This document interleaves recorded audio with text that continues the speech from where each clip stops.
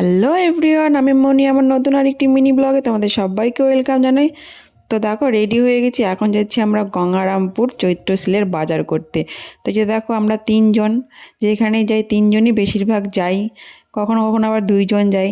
তো দেখো, ফাইনালি আমরা চলে এসেছি মলে। তো মলে আমি দেখছি কি নেওয়া যায় কি নেওয়া যায়। আর শপিং মলে গেলে তো আমার কিছুই পছন্দ হবে না, সব ঘুরে ঘাড়ে খালি বারবার চলে আসে। ওই জন্য আমি অনেকবার গালও খাই যে তুমি এমনি আসো।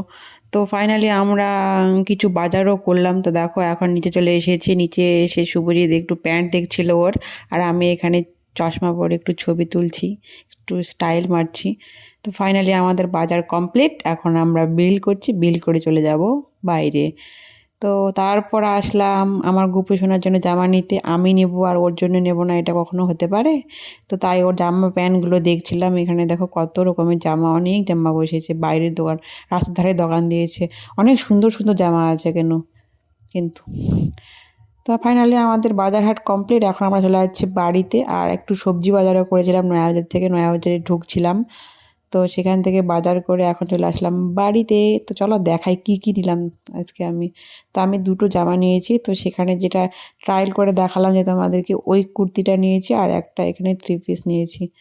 তো এরকম ট্রানজ্যাকশন তোমরা কে কে করেছো অবশ্যই কমেন্ট করবে। আমার তো খুব ভালো লাগলো এই ট্রানজ্যাকশনটা করে, প্রথমবার করলাম। তো কেমন হয়েছে অবশ্যই কমেন্ট করে জানিও। আর জামাগুলো কেমন লাগছে আমাকে সেটাও জানিও। আমার তো কুর্তিটা খুব ভালো লেগেছে, কিন্তু কাপড়টা একটু পাতলা আছে, কিন্তু কেমন যেন কাপড়টা, তবুও ভালো। আর এই জামাটা না মা তপন থেকে এনে দিয়েছে কুকুর জন্য। আর আমরা এগুলো বাজার করেছি। এই হলুদ জামাটা দারুণ লাগছে না, সেই সুতির মধ্যে। আর গরমের মধ্যে তো সুতির জামাই বেস্ট। তো এই সুতির জামাটা নিয়েছি।